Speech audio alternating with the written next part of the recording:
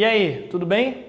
Hoje a gente vai falar de teatro, mas na aula de língua portuguesa a gente vai falar de teatro? Sim, né? A gente vai falar de uma manifestação do teatro que é o texto dramático, o elemento fundamental de um roteiro para ser encenado. Você deve estar achando estranho que eu estou começando a aula com essa caveira na mão, mas é para lembrar daquela clássica cena de Hamlet, de William Shakespeare, lembra? Ser ou não ser, eis a questão. Aquele questionamento que o personagem faz sobre a existência humana e que transformou essa peça em um clássico universal que atravessa o tempo.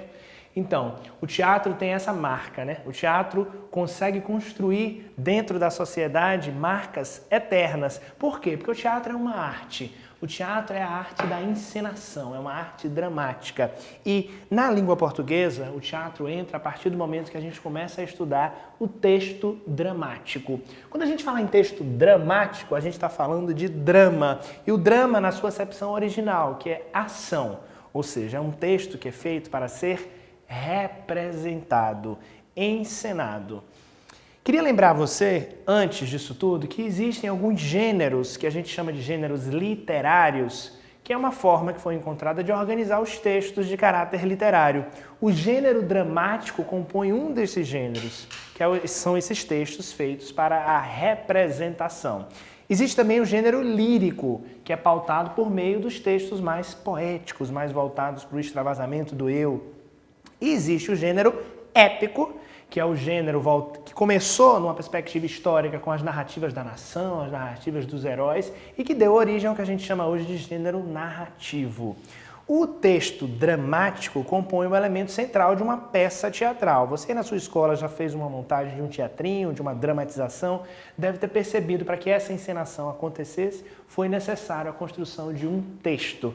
E é sobre esse tipo de texto que a gente vai falar hoje, o texto dramático. A gente está vendo esse exemplo aqui, mas eu vou deixar você apreciando por enquanto, absorvendo essa ideia, essa ilustração bacana da cortina, para que você lembre um pouco do universo teatral. O teatro é quase que um ritual, não é, pessoal? Existe um palco, existe uma cortina, existe todo um trabalho de luz, a plateia se posiciona, ou seja, quero que você lembre dessa construção acima de tudo, porque o teatro faz parte da sociedade. O teatro é um hábito, a gente ia assistir, conseguia assistir a um espetáculo, estar vivo, ao vivo, assistindo uma representação tão viva, porque a vida é a palavra-chave do teatro, né? O teatro é muito vivo, né? Diferente do cinema e da televisão, que a encenação é gravada, no teatro tudo acontece ao mesmo tempo em que é encenado, e isso dá ao teatro um caráter muito especial. Tenho aqui dois símbolos, né, as máscaras do teatro, a máscara da tragédia e da comédia, que são consideradas as marcas universais, os símbolos universais do teatro, que nasce lá na Grécia e até hoje permanece essa ideia da representação.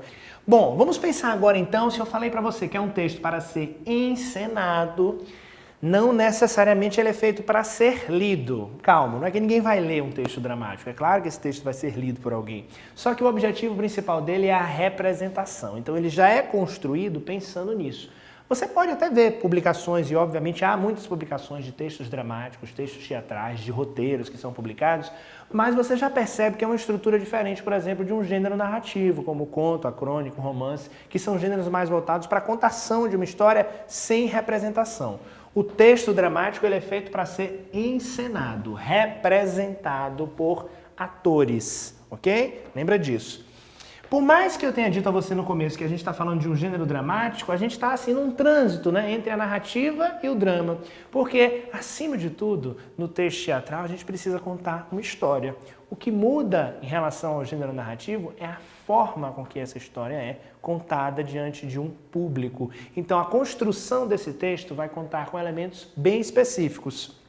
Quando a gente pensa nisso, a gente lembra que um elemento fundamental para a encenação acontecer são os atores. Por isso que eu falei que o teatro é tão vivo, porque existe uma encenação de personagens, de pessoas que interpretam novas entidades, novas figuras. Então os atores, as atrizes, eles têm que interpretar pessoas que eles não são. E isso é natural que aconteça. Um homem interprete o papel de mulher, uma mulher interprete o papel de um homem, um adulto interprete o papel de uma criança e vice-versa. Isso pode acontecer porque no teatro o elemento básico é a sugestão. Diferente da TV e do cinema, que os elementos são muito explícitos, muito marcados, a gente tem no teatro a possibilidade de fazer uma representação mais sugestiva, mais sugerida, ou seja, você pode ver um espetáculo com apenas um banco ou 2 cadeiras e 2 atores encenando e a gente acaba imaginando que aquele cenário é composto por outros elementos.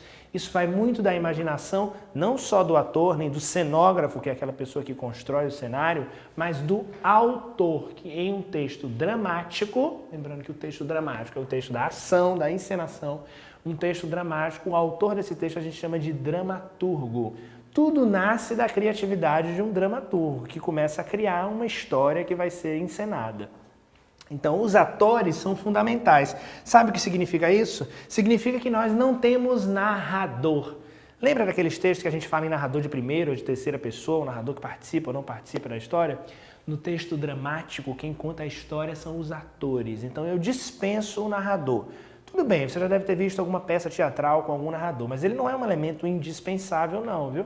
Eu posso muito bem fazer uma história e eu até prefiro que essa história seja feita sem a presença de um narrador, sabe por quê? Porque se a história está sendo exibida, demonstrada, representada na minha frente, eu não preciso que ninguém conte para mim o que está acontecendo, eu estou vendo. Então, mais importante do que qualquer narração física presente como um narrador, mais importante do que isso é a presença dos atores, do elenco. Elementos fundamentais, então, na construção de um texto dramático. Acima de tudo, personagens. Se o drama é a ação na vida de alguém. Eu preciso de pelo menos um personagem. Sim, porque vocês podem se deparar com textos dramáticos encenados apenas por um ator, que é o que a gente chama de monólogo. Isso pode acontecer. Mas, basicamente, além de um, eu devo ter outros. A maior parte das encenações é composta por um elenco um pouco maior. Esses personagens se relacionam entre si e eles não precisam se apresentar necessariamente diante do público dizendo que são personagens. Eles vão encenando, vão criando e a gente vai percebendo esse enredo por meio do que está sendo representado, dramatizado. Guarda alguns desses verbos, né? Representar, encenar, dramatizar, que são verbos que compõem o campo desse gênero texto dramático. Os personagens estão em um dado espaço e em um dado tempo. Eu preciso deixar isso claro, sabe por quê? Porque o figurino, a maquiagem, a maneira de se expressar, ou seja, a linguagem utilizada, todos esses elementos variam conforme o tempo e o espaço. Se for uma peça teatral que tenta reproduzir uma situação do Brasil no início do século XIX, vai ser necessário investir um pouco de criatividade e também de material para a construção de um cenário, para a reprodução de um figurino, de uma maquiagem e de um comportamento típico da época que está sendo representada. Por isso que você tem que ter muita consciência do que você está escrevendo, porque se você está fazendo um texto para alguém encenar, alguém representar, alguém vai falar coisas que foram escritas por você. Essa fala, formal ou informal, certa ou errada, a depender do contexto, vai variar conforme o perfil do personagem e o contexto que está sendo apresentado. Então, pense nisso na hora de escrever um texto teatral. Que tempo, que lugar, que pessoas, que história elas querem contar. Bom, por isso a gente tem um enredo. O enredo de um texto teatral ele é marcado por elementos típicos da narração, mas que na encenação ganham uma força ainda maior, porque essa encenação é feita por meio de atos e de cenas, que são as partes de um espetáculo teatral. As cenas são pequenos blocos que são geralmente marcados pela entrada e saída de personagens em um dado cenário. Então eu tenho 2 atores contracenando, eles conversam, de repente um ator sai e entra uma atriz. Essa saída de um personagem, a entrada de outro, esse deslocamento, ele pode provocar a mudança de cena. Assim como também a mudança de cena pode ser feita por uma questão de mudança de cenário ou mudança de temática. Os atos são representados por um conjunto de cenas que compõem aí sim um tema maior. Então um espetáculo, por exemplo, que vai narrar o nascimento, a adolescência, a fase adulta e a velhice de um personagem. Cada fase da vida pode representar um ato, por exemplo, porque as cenas compõem uma unidade temática. De todo modo, a cena reúne em si a unidade dramática, ou seja, aquela cena conta uma parte da história.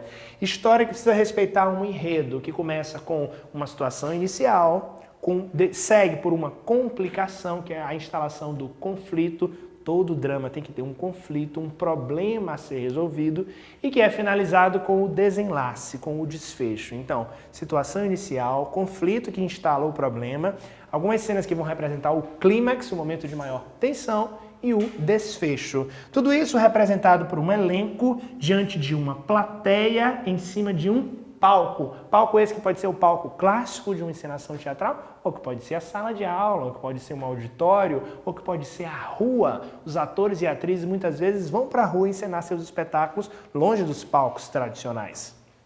O corpo fala tanto quanto os diálogos, então é importante ter uma postura de ator. Por isso que existe, além do dramaturgo, na hora de montar uma peça, na hora de você montar o texto dramático, existe um diretor que ajuda os atores a se posicionarem, ok? Mas aí já seria o gênero oral da encenação mesmo. Pense que os diálogos são construídos para que o ator, na hora de ler, saiba exatamente o que fazer. E ao lado desses diálogos, nós temos as rubricas, que são as indicações de cena.